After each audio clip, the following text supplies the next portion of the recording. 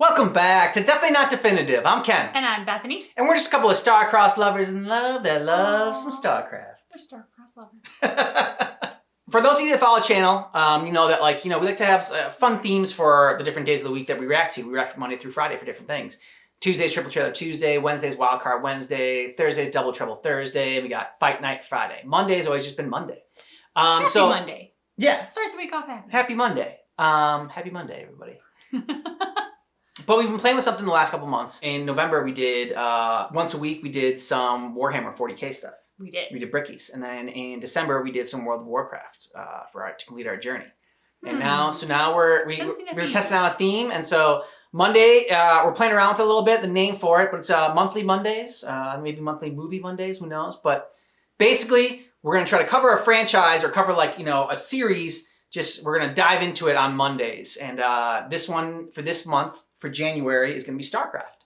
Ooh. So we're going to start today with just a short 5-minute video on Starcraft, just kind of recapping the first game and what happened in that story. And then the next few weeks for the Mondays in January, there's 5 Mondays in January. For the next 4 weeks, we'll be doing the other Starcraft 2 kind of movies and cutscenes from the games and be reacting to those.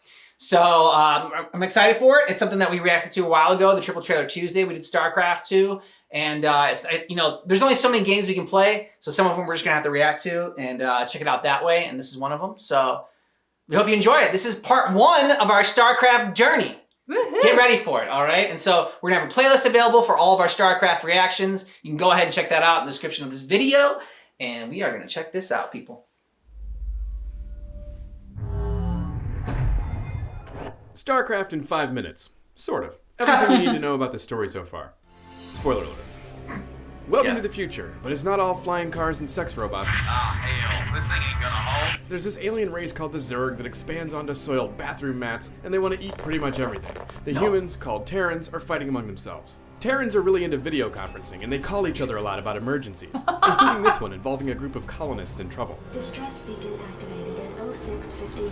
Marshal Jim Raynor tries to save them from a Zerg attack and torches an infected human base in the process. It belonged to the Confederacy, a human faction with an underdeveloped sense of humor. You will immediately tell me why you have called me from my desk, Private. Under Arcturus Mengsk, they all go looking for some data disks, which reveal the Confederates knew about the Zerg problem, but kept it a secret. His sidekick Kerrigan helps a colony rebel against the Confederates and poaches one of their leaders, named Duke.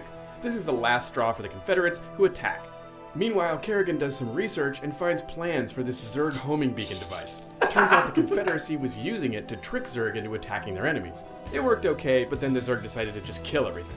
Mengsk and friends turn around and use the thing on the Confederacy, which ticks off Raynor and Kerrigan. Not to mention the Zerg, who come as called and kill a bunch of Oh, so also there's this other race called the Protoss.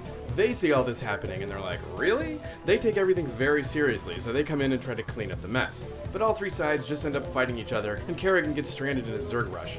That's when Mengsk reveals he's a megalomaniac supervillain who won't be stopped by anyone, and he names himself Emperor of the Terran Division. But the Zerg don't really care. They're led by the Overmind, a big eyeball that talks like the guy from Hellraiser. No more games. He's really particular about this chrysalis thing, and he wants it to go to this planet called Char, which is basically just an ashy bonfire pit. Kerrigan suddenly pops out of it for some reason, and the Overmind starts going on about a sleeper being reborn. Arise, Kerrigan. Turns out Kerrigan is now a Zerg agent, which makes things awkward when she and Raynor run into each other. Kerrigan, what have they done to you? She may have transitioned into an insectoid monster, but she still rocks the hair and makeup. She spares Raynor's life and runs off to become more evil. She was a scary telepath called a ghost before she got all Zergalicious. Ghosts are really hot and interesting and should have their own game, but probably never will. Meanwhile, things go all alien for the Terrans, and the Protoss show up again to confuse everything. Apparently, every race in the galaxy has installed compatible video conferencing systems so they can just pop in and talk to each other whenever they want. But yet, they're still always surprised when someone jumps into a conversation. Impossible. The Protoss have come up with a way to cripple the Zerg. They send the Dark Templar Zeratul to kill a Zerg Cerberate named But it backfires when Overmind performs some psychic kung fu in the Templar's mind to find the location of Ire, the Protoss homeworld. It turns out the Zerg and Protoss were created by this ancient race called the Xel'Naga. The Overmind wants to merge them into a super race called the Eternal Swarm.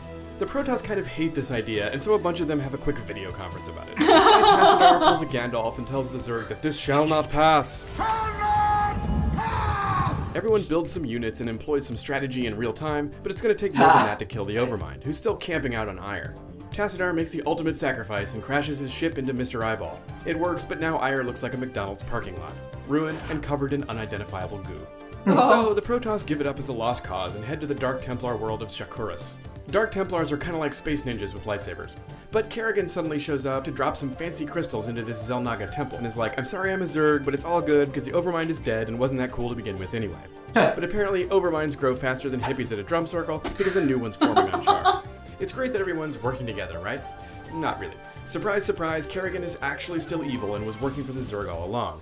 She bails while the rest of the crew delivers the crystals to the temple, which does its best Independence Day impression and wipes out all the nearby Zerg. While all this is going on, the Terran United Earth Directorate under General de Gaulle figures out that Mengs is being a total space jerk with his Dominion project, and they go after him and the Overmind. Despite her clearly being very, very evil, everyone still trusts Kerrigan. But not so fast. She takes out Duke and Phoenix. Raynor is really sad about his bro Phoenix dying and vows he'll take down Kerrigan. I'm the man who's gonna kill you someday. I'll be seeing you. She's already over on Char, though, poning the Overmind and taking over the Zerg. Yeah, she's evil. But not as evil as this random Duran guy, who it turns out has actually been masterminding the whole Zerg-Protoss hybrid race thing in his spare time. But everyone's still pissed at Kerrigan for betraying them like 100 times, so they attack her. But she kicks their asses again, but lets them live so they can rebuild and she can incorporate them into the Zerg swarm. All this is very disturbing and everyone freaks out. De Gaulle puts a bullet in his brain pan. Zeratul goes into exile, and Raynor grabs his leather jacket and goes chasing after Mengs. Kerrigan disappears, hopefully to change her evil ways. But the real issue is probably Duran, who is also nowhere to be found. Maybe Raynor will be like, hey Duran, I'm on the hunt, I'm after you. My mouth is alive with juices like wine.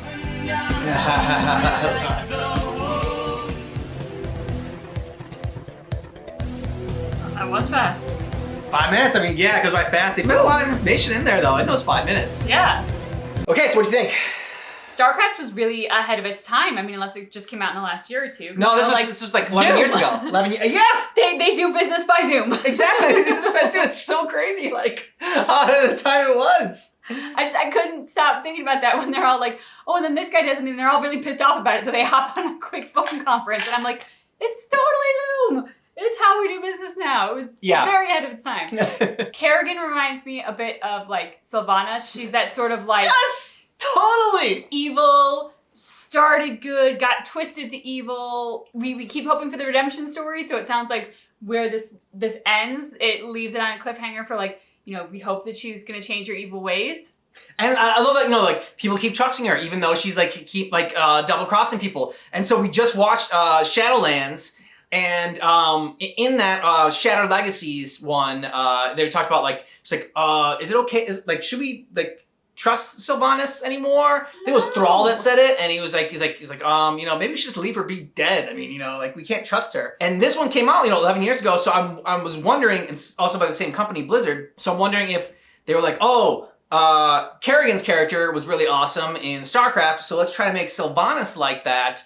And I think it backfired a little bit, because I don't think a ton of people have loved the way they've done it. I keep doing this for the little turnaround that Sylvanas does. It'll be interesting to see where this one goes. Mm-hmm. What I've heard from about Starcraft, just from the comments in our videos, is Kerrigan is called the Queen of Blades. Ooh, nice which is name. Awesome, and I guess it's named after the creators were fans of Nancy Kerrigan, who was Queen of Blades. I did wonder, I was like, Kerrigan, there's a really specific reason they chose that name, because it's just not a name that necessarily pops out as being like, this should be in Starcraft, but now it totally makes sense. Yeah, yep. Tanya Harding's family made this game. Oh god. And that's why they made Kerrigan the evil person.